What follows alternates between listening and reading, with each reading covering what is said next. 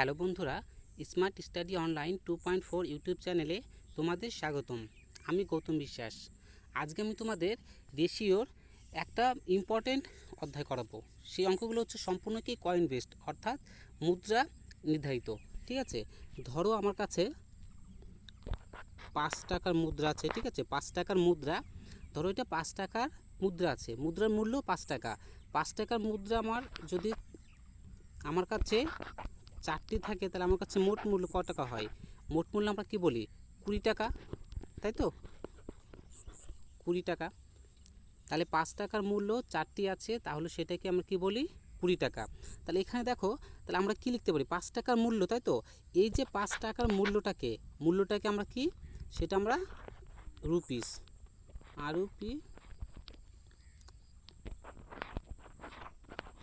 Rupees, তাই তো? Rupees দিয়ে, আর এই যে 4 টাকার 5 টাকার মুদ্রার সংখ্যা কত? কয়েন নাম্বার, তাই তো? কয়েন নাম্বার সমান সমান সমান সমান কি, সেটা আমরা কি পেলাম? টাকা পেলাম। তাহলে টাকাকে মানি। ঠিক আছে, তাহলে আমরা কি পেলাম? যে মুদ্রার সংখ্যাকে, তাই তো? রুপিস মানে মুদ্রার মূল্যকে মুদ্রার সংখ্যা দিয়ে গুণ করলে আমরা কি পাই? সমান সমান কি পাই? সমান সমান আমরা কিন্তু এই মানি পেয়ে যাচ্ছি, তাই তো? তো এটাকে আমরা সংক্ষেপে কি লিখতে পারি? লক্ষ্য করো, এটাকে আমরা রুপিসকে আর দিয়ে লিখছি, ইন্টু কয়েন নাম্বারকে সি দিয়ে লিখছি, কয়েন সমান সমান কি মানি। অর্থাৎ কি না, যে 5 টাকার মুদ্রা বা কোনো যে কোনো টাকাকে, 5 টাকা হোক, 2 টাকা হোক, 25 পয়সা হোক, 50 পয়সা হোক, ঠিক আছে? তাহলে কি মুদ্রার মূল্যকে মুদ্রার সংখ্যা দিয়ে গুণ করলে আমরা সবসময় কি পাবো? মানি পাবো। আর যদি আমার মুদ্রার সংখ্যা বের করতে হয়, তাহলে কি মানি দিয়ে আমরা মুদ্রার মূল্যকে, দেখো যদি আমরা এইখান থেকে সি মান বের করি, তাই তো? মুদ্রার সংখ্যার মান বের করি, তাহলে সি সমান সমান কী পাবো? সি সমান সমান কি? সি সমান সমান তাহলে মুদ্রা মানে মানি, যে টাকাকে আমরা কী দিয়ে ভাগ করব? টাকাকে, সেটা আমি মুদ্রার মূল্য দিয়ে ভাগ করলে কিন্তু আমার কি সি পেয়ে যাব। তেমনইভাবে, ঠিক আছে, আমরা যদি মুদ্রার মূল্য বের করতে হয়, তাহলে আমরা কি সেটাকে, মানিকে আমরা কী দিয়ে ভাগ করব?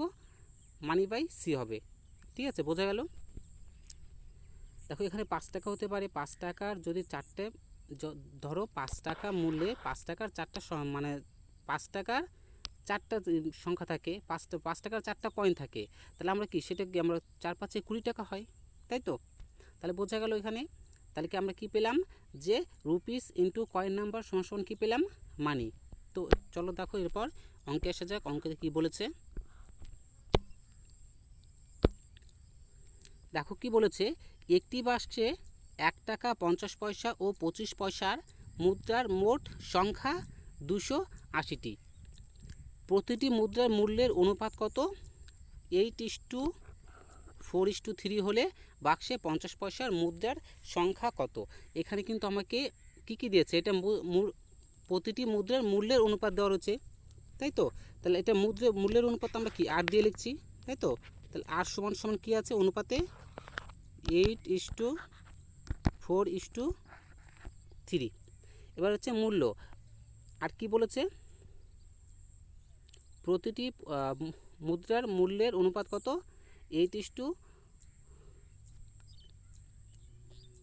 প্রতিটি মুদ্রার মূল্যের অনুপাত 8:4:3 এবং একটি বাক্সে 1 টাকা 50 পয়সা এবং কত আছে? 25 পয়সার মূল্য। তো এটাকে আমরা কি, দেখো এখানকে আমরা কি, এটা মুদ্রা, ঠিক আছে? মুদ্রা, এটা বলছে 1 টাকা 50 পয়সা, এটাকে আমরা কি দিলেছি? এটাকে মানি, ঠিক আছে? এটাকে আমরা কি লিখছি? মানি এম দিয়ে লিখছি। তাহলে মানি সমান সমান কী আছে? 1 টাকাকে 1 টাকা লিখলাম। এবার 50 পয়সা কি এটা টাকাতে বের করা আছে, তাহলে সম্পূর্ণ কি টাকাতে করতে হবে। তাহলে 50 পয়সা সমান কত? 1/2 টাকা। তার মানে 25 পয়সা সমান সমান কি 1/4 টাকা। এবার তোমরা বলো যে এটা কি রয়েছে? এটা তো আমার টাকা রয়েছে, তাই তো? তো এটা যদি আমার টাকা থাকে, ঠিক আছে, আর এটা কি রয়েছে আমার? এটা হচ্ছে মানে মুদ্রার মূল্য। তাহলে এই দুটোকে আমরা গুণ করলে কি পাবো? এটা যদি আর দিয়ে আমরা এটাকে মানি রয়েছে, মুদ্রা মূল্য দিয়ে ভাগ করলে আমরা কি পাবো, সেটা কিন্তু আমাদের কয়েন পাবো। সি বরাবর কিন্তু আমাদের উপরটা এম হবে, ঠিক আছে। উপরটা যেহেতু কি বলেছে, উপরটা বলেছে মুদ্রার মূল্যের অনুপাত, তাই তো। উপরটা তাহলে কি এম মুদ্রার মূল্য, আর পরেরটা কি আছে, পরেরটা যেহেতু পরেরটা আর হবে, ঠিক আছে, রুপিস। তাহলে কি মানিকে আমরা রুপিস দিয়ে ভাগ করলে আমরা কি কয়েনের সংখ্যার অনুপাত পাবো, তাই তো। তাহলে এটাকে ভাগ করলে আটকে 1 দিয়ে ভাগ করলে 8ই হবে ইস্টু। এবার 4কে এটা দিয়ে ভাগ করলে কি 4কে 1/2 দিয়ে ভাগ করলে 1/2 উপরে গুণ হয়ে যাবে, তো এটাও 8 পাবো, তাই তো ইস্টু। 3 4 কত পাবো, এখানে 12 পেলাম। তাহলে এটা কিন্তু আমার কয়েনের সংখ্যার অনুপাত। তাহলে কি বলতে 12 8 20, 12 আর 8 কত, এইগুলো আমরা যোগ করব, ঠিক আছে। যোগ করব কেন, দেখো এখানে বলেছে মোট 280টি কয়েন রয়েছে, তাই তো।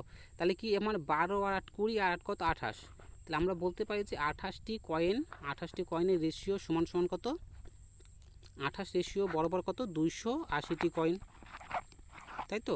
তাহলে 1 রেশিও বরাবর কত, 1 রেশিও বরাবর কি 10টি কয়েন। এবার 1 রেশিও বরাবর যদি আমার 10টি কয়েন হয়, এবার এখানে কী করতে বলেছে বাক্সে 50 পয়সার মুদ্রার সংখ্যা কত। তাহলে 50 পয়সার মুদ্রার সংখ্যা, তাহলে 1 রেশিও বরাবর যদি 10 হয়, তাহলে 50 পয়সার মুদ্রার সংখ্যা বের করতে বলেছে। দেখো সংখ্যা তো কয়েন, তাহলে এটা তো 12 রেশিও, না 12 রেশিও, 50 পয়সা 8 রেশিও, তাই তো।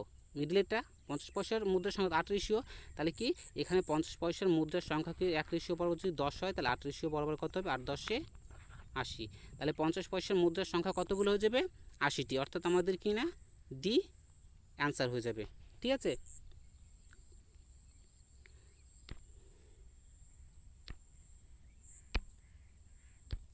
দেখো তারপরে অঙ্কটি লক্ষ্য করো কি বলেছে, একটি ব্যাগে 25 পয়সা 50 পয়সা 25 পয়সা 10 পয়সার মুদ্রার সংখ্যার অনুপাত 5:9:4।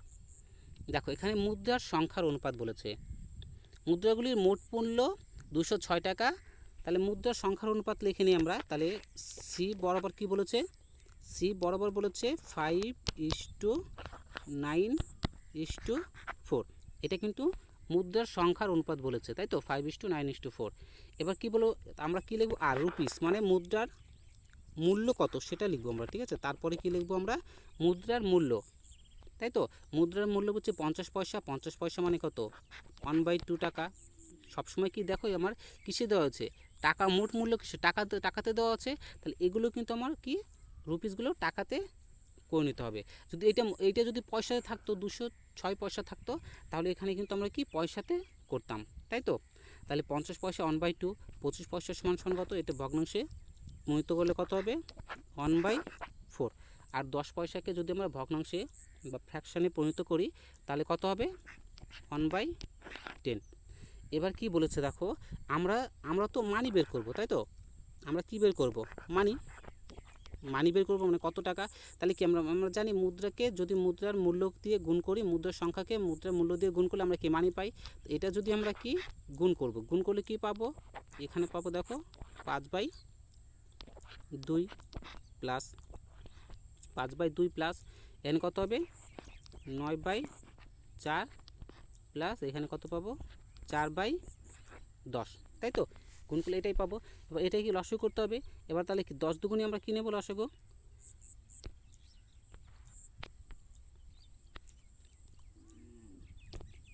দেখো আমরা লসাগু কত নেব, আমরা লসাগু কিন্তু আমার এখান থেকে 10 দুগুণই 20, কারণ 20 নিলে আমার 2 দিয়ে যাচ্ছে, 4 দিয়ে চলে যাচ্ছে, 10 দিয়ে চলে যাচ্ছে। তাই 2 দিয়ে 20কে ভাগ করলে কত পাবো 10 পাবো। 10 দিয়ে 5 সঙ্গে গুণ করলে 5 10 50 প্লাস 4 দিয়ে 20কে ভাগ করলে 5 পাবো, এবং 5কে 9-এর সাথে গুণ করলে কত 5 9 45 প্লাস 10 দিয়ে 20কে ভাগ করলে 2 পাবো, এবং তাহলে কি 4 দুগুণি কত এখানে 8। তাহলে কী পেলাম 50 45 এবং 8, এটা যোগ করলে 45-এর 8 যোগ করলে কত হয় 53, 53 আর যোগ করলে কত হয় 50 যোগ করলে, তাহলে কী পেলাম আমরা 103, তাই তো।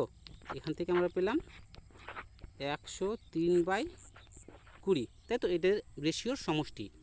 তাহলে আমরা কি বলতে পারি যে 103/20 রেশিও বরাবর কি লিখতে পারি, 103/20 রেশিও বরাবর কত 6 টাকা। তাহলে 103 দিয়ে 206কে কাটলে কত 2 বার হবে। তাহলে আমরা কি বলতে পারি, এই যে 2 এর সঙ্গে 20 সঙ্গে গুণ হবে, তাহলে 1 রেশিও বরাবর কত, যেহেতু নিচে আছে 20, তাহলে 1 রেশিও বরাবর কত 40। তাহলে 1 রেশিও বরাবর যদি 40 হয়, তাহলে 10 পয়সার মুদ্রার সংখ্যা কত। এবার আমরা কি মুদ্রার সংখ্যা চেয়েছে, দেখো 1 রেশিও বরাবর 40, তো 10 পয়সার মুদ্রার সংখ্যা কত, এটা সি দিয়ে আমরা মুদ্রার সংখ্যা জানি। তা 10 পয়সার মুদ্রার সংখ্যা কত 4 রেশিও, তাই তো। তাহলে 4 রেশিও, তাহলে 1 রেশিও বরাবর যদি 40 হয়, তাহলে 4 রেশিও বরাবর কত হবে, তাহলে 10 পয়সার মুদ্রার সংখ্যা কত হবে, তাহলে 10 পয়সার মুদ্রার সংখ্যা হবে 4 4 16, অর্থাৎ 160টি। তাহলে আমাদের অ্যান্সার কী হয়ে যাবে, অ্যান্সার কিন্তু আমাদের সি হয়ে যাবে। বোঝা গেল।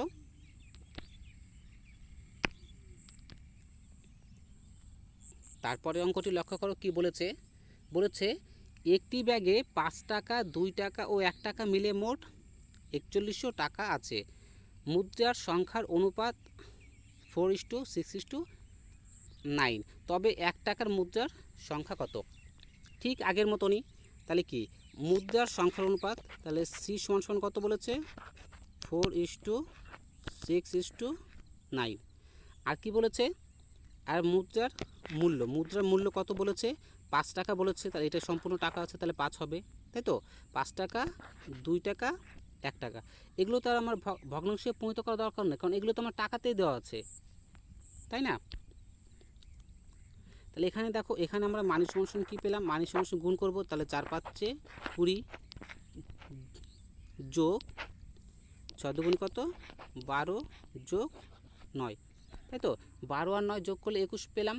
এবার 21কে আবার 20 সঙ্গে যোগ করলে আমরা কত পেলাম, 21 আর 20 যোগ করলে কত পেলাম আমরা 41, তাই তো। এই যে 41 রেশিও পেলাম, তাহলে কি আমরা কি বলতে পারি যে এই 41 রেশিও বরাবর কত টাকার সমান, এটা 4100 টাকার সমান। তাহলে 1 রেশিও বরাবর কত টাকা হবে, 1 রেশিও বরাবর কিন্তু 41 দিয়ে 41 কাটলে 1 রেশিও বরাবর আমরা 100 টাকা পেলাম, তাই তো। 1 রেশিও বরাবর যদি 100 টাকা পেলাম, তবে 1 টাকার মুদ্রার সংখ্যা কত, 1 টাকার মুদ্রার সংখ্যা, এটা 1 টাকা, তাহলে 1 টাকার মুদ্রার সংখ্যা কত 9 রেশিও, তাই তো। তাহলে আমরা কি বলতে পারি 1 টাকার মুদ্রার সংখ্যা কত হবে, 1 রেশিও বরাবর যদি 100 হয়, তাহলে 9 রেশিও বরাবর কত হবে, 9 রেশিও বরাবর কী হবে 900টি, তাই তো। অ্যান্সার কিন্তু আমাদের সি হয়ে যাবে, ঠিক আছে। তারপরের অঙ্কটি লক্ষ্য করো, রৌপ্যর মূল্য তার ওজনের বর্গের সমানুপাতিক। এক ব্যক্তি রৌপ্যকে 3:2:1 অনুপাতে ভাগ করে এবং এতে তার 4730 টাকা ক্ষতি হয়, তাহলে রৌপ্যর প্রাথমিক মূল্য কত। দেখো এখানে কি বলেছে, রৌপ্যর যে ওয়েট, তাই তো ওয়েট, এই ওয়েটটা কি বলেছে, এই একটা ধরো বড় রৌপ্যর কোনো মানে দণ্ড বা কোনো কিছু ছিল, ঠিক আছে, বড় একটা রৌপ্য ছিল, যেখানে সেটা কি করেছে, সেটাকে বলেছে 3:2:3 কি অনুপাতে 3:2:1 অনুপাতে ভাগ করেছে, তাই তো 3:2:1, তাহলে কি এখানে কি অনুপাতে 3:2:1 অনুপাতে মানে টুকরো টুকরো করে ভাগ করেছে। তাহলে এখানে দেখো, এবার এ কি বলেছে, এই যে মানে রৌপ্যর মূল্য তার ওজনের বর্গের সমানুপাতিক, তাহলে এই রৌপ্যর মূল্যটা কত, প্রাইসটা কত, ঠিক আছে। এই প্রাইস বা তোমরা এই মানিও লিখতে পারো, রৌপ্যর মূল্য কত এতে বর্গের সমানুপাতিক, ওজনের বর্গের সমানুপাতিক। তাহলে এখানে কি হবে 3 9 2 2 4, আর কি বলেছে 1 অক্ষে 1। এবার দেখো প্রাথমিক যখন রৌপ্যটা, ঠিক আছে, রৌপ্যটা যখন প্রাথমিক অবস্থায় ছিল, যখন ভাঙা ছিল না, মানে যখন টুকরো করা হয়নি, তখন কি ছিল, তখন দেখো তখন এখানে 3 2 5 1 6, তাহলে আমরা এখান থেকে কী বলতে, যখন রৌপ্যর ওয়েট ছিল 6, তাই তো। এবার ভেঙে কত 3 2 1 অনুপাতে তৈরি করেছে। এবার তাহলে কি তখন যদি 6 থাকে, তাহলে তখনের মূল্য কত হবে 6 6 36, তাই তো, 6 6 36 হওয়ার কথা ছিল মূল্য হতো। কিন্তু বর্তমানে দেখো রৌপ্যটা যখন ভেঙে দিল, ভেঙে টুকরো টুকরো করলো, টুকরো টুকরো করে যখন বর্গ করলো, তখন তার রেশিও কী দাঁড়াচ্ছে দেখো 9 1 10 7 4 14, এখানে কিন্তু 14 রেশিও। এই যে ঘাটতিটা, পূর্বে আমার দেখো পূর্বে যে 36 টাকা হতো, ধরো পূর্বে রৌপ্য বিক্রি করে 36 টাকা, কিন্তু এখন ভেঙে ভেঙে যখন বিক্রি করছে, তখন কী হচ্ছে তার 14 টাকা হচ্ছে। তার মানে কি এখানে তার 22 টাকা কি ঘাটতি হচ্ছে। তো এই যে 22 টাকা ঘাটতি হচ্ছে, তাহলে কি আমরা কি বলতে পারি এই 22 টাকা বরাবর কিসের সমান, এই 4730 টাকার সমান। এবার 11 দিয়ে কাটছি, তাহলে তাহলে এখানে 2 রেশিও বরাবর কি পাচ্ছি, 11 দিয়ে 4 11 44, 3 11 33, 430। তাহলে কি পেলাম, 1 রেশিও বরাবর কত, 1 রেশিও বরাবর 200, 1 রেশিও বরাবর কী হবে, তাহলে 1 রেশিও বরাবর 215। তাহলে আমরা কি পেলাম, এখানে 1 রেশিও বরাবর 215 টাকা পেলাম, তাই তো। তাহলে বলেছে, তাহলে রোপোর প্রাথমিক মূল্য কত ছিল। দেখো রোপোর প্রাথমিক মূল্য এটা ছিল তার প্রাথমিক ওয়েট, প্রথমে মানে যখন টুকরো করার আগের ওয়েটটা কত ছিল, তাহলে প্রাথমিক ওয়েট ছিল কত 6, তাই তো। আর প্রাথমিক মূল্য কত ছিল 36 রেশিও। তাহলে আমরা কি বলতে পারি, 36 রেশিও যদি প্রাথমিক মূল্য থাকে, তাহলে কি 36 রেশিও প্রাথমিক মূল্য থাকে, এটাকে কত আমরা 215 দিয়ে ইন্টু কত,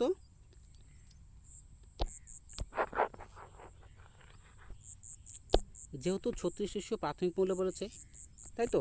তাহলে এই বর্তমানে 1 রেশিও বরাবর 215, তাহলে এটাকে আমরা গুণ করব, এটাকে গুণ করলে দেখো কী পাচ্ছি, 215 ইন্টু 36, তাই তো। এইটাকে গুণ করলে কী পাবো, এটাকে গুণ করলে দেখো 6 দুগুণি কত 1200, 6 পূর্ণ 90, তাহলে কি এখান থেকে গেলাম 1290,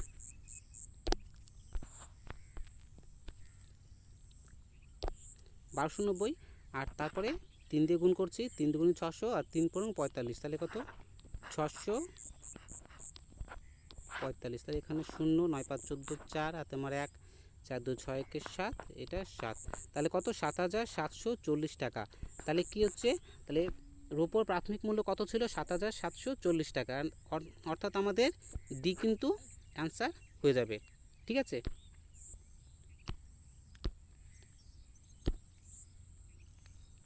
তারপরের অঙ্কটি লক্ষ্য করো কি বলেছে, একটি বাক্সে 1 টাকা 50 পয়সা ও 25 পয়সার মুদ্রার সংখ্যার অনুপাত 1:2:4, ওই বাক্সে মোট 393 টাকা থাকলে মোট কতগুলি মুদ্রা ছিল।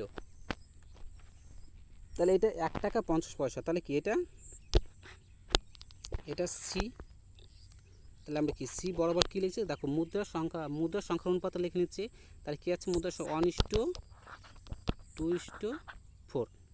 আর এখানে আমার কি রুপিস, তাই তো। মুদ্রার মূল্য সমান কী আছে, মুদ্রার মূল্য 1 টাকা 50 পয়সা ও 25 পয়সা, তাহলে 1 টাকা 50 পয়সা মানে কত 1/2, আর 25 পয়সা মানে কত 1/4, ভগ্নাংশের টাকাতে করে নিলাম, তাই তো। এবার বলছে ওই বাক্সে মোট 393 টাকা থাকলে মোট কতগুলি মুদ্রা আছে। তাহলে আমরা এখান থেকে গুণ করব,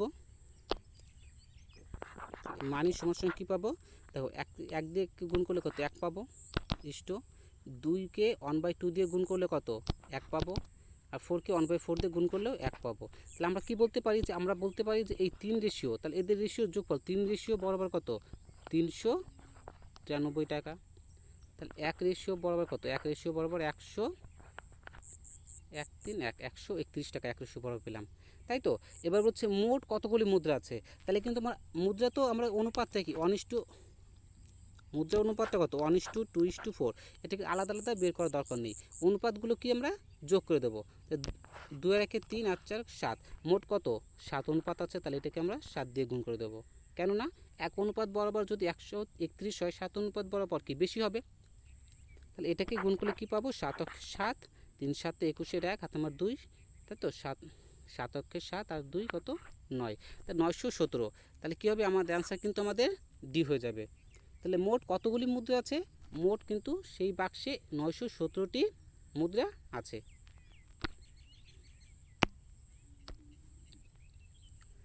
তারপরের অঙ্কটা কি বলেছে, 4300 টাকা 45 জন পুরুষ মহিলা ও শিশুর মধ্যে ভাগ করে দেওয়া হবে। তারা প্রত্যেকে দেখো 12:15:16 অনুপাতে ভাগ করে নেবে এবং প্রত্যেকে টাকার মূল্যের অনুপাত কত হবে 6:5:4। তবে পুরুষ মহিলা ও শিশুর সংখ্যা কত। দেখো প্রত্যেকে যে টাকাটা ভাগ করে নেবে, তাই তো, যে টাকাটা মাইনে দিলে টাকাটা কোন অনুপাতে ভাগ করবে, টাকাতে কিন্তু বলেছে 12:15 এই দেখো প্রত্যেকে যে টাকাটা ভাগ করবে সেটা হচ্ছে 12:15 কত 16 অনুপাতে ভাগ করবে। আর টাকার মূল্য যেটা আর দিয়ে আমরা লিখি, টাকার মূল্য কত? টাকার মূল্যের অনুপাত বলেছে 6:5 এটা 4। এটা আমরা কি প্রথমটা কি মেন, তারপরটা ওমেন, আর তারপরটা বয়েজ, তাই তো? পুরুষ, মহিলা এবং বালককে ম্যান, ওম্যান আর বয়েজ দিয়ে লিখলাম। তাহলে এবার এটা হচ্ছে টাকা, এটা হচ্ছে কি টাকার মূল্য। তাহলে আমাকে কি বের করতে হবে? আমাকে বের করতে হবে সি মানে টাকার সংখ্যা কত। তো এটা কি আমরা টাকা আছে যেহেতু এটা ভাগ করব আমরা। তাহলে 12কে 6 দিয়ে ভাগ করলে কত? 2 হবে, তাই না? 12কে 6 দিয়ে ভাগ করলে কত? 2 হবে, প্লাস 5 দিয়ে ভাগ করলে কত? 3 হবে, প্লাস 4 দিয়ে 16কে ভাগ করলে কত হবে? 4 4 কত? 16। তাহলে এই যে আমরা কী পেলাম? 3 আর 2 5 আর 4 9। তাহলে এই 9 রেশিও, এই যে 9 রেশিও পেলাম, তাহলে 9 রেশিও বরাবর আমরা কি বলতে পারি? 9 রেশিও বরাবর কিন্তু এই যে সংখ্যাটা কতজন ছিল? সবাই মিলে 45 জন ছিল। তাহলে 1 রেশিও বরাবর কতজন? 1 রেশিও বরাবর 5 জন, তাই তো? 9 দিয়ে কাটছি। তাহলে 9 রেশিও বরাবর 45 জন যদি হয়, 1 রেশিও বরাবর কত? 5 জন হলো, তাই তো? এবার বলেছে তবে পুরুষ, মহিলা ও শিশুর সংখ্যা কত। এবার সংখ্যাটা কোনটা? এটা তো সংখ্যা না, এটা তো টাকা, এটা তো টাকার মূল্য। তো সংখ্যা কোনটা? এটা নিচে একটা সি এর সংখ্যা কত? 2 3 এবং 4। তাহলে কি 5 দুগুণী 10 ইস্টু 3 5 কত? 15 ইস্টু 4 5 কত? 20। তাহলে কি হলো? পুরুষ, মহিলা এবং শিশুর সংখ্যার অনুপাত কি হলো? 10:15:20। এই সবসময় মনে রাখবা, এই সিটা কিন্তু সংখ্যা, সবসময় মনে রাখবা, ঠিক আছে? এই সিটা কিন্তু আমরা সংখ্যা দিয়ে লিখি, তাই তো? সেটা টাকার সংখ্যা হতে পারে, বা লোকজনেরও সংখ্যা হতে পারে। এমন ধরনের কোশ্চেন আসলে, যে কোনো কোশ্চেন আসলে এটাই কিন্তু আমাদের অ্যান্সার হবে। অ্যান্সার কী হয়ে যাবে? অ্যান্সার আমাদের হয়ে যাবে। আশা করি প্রত্যেকটা অঙ্কই তোমরা খুব ভালোভাবে বুঝতে পেরেছো। এরপরেও যদি কোনো অসুবিধা থাকে তোমাদের, অবশ্যই আমাকে কমেন্ট বক্সে কমেন্ট করে জানাবে। আর ভিডিওটি ভালো লাগলে অবশ্যই একটি লাইক প্রেস করে দিবে এবং পাশে থাকা বেল আইকনটি প্রেস করে দিবে। আমার চ্যানেলের নতুন সদস্য হয়ে থাকলে অবশ্যই আমার চ্যানেলটিকে সাবস্ক্রাইব করে দিবে। ওকে, ভালো থেকো, সুস্থ থেকো, এই বলে আমি আমার ভিডিওটি শেষ করছি।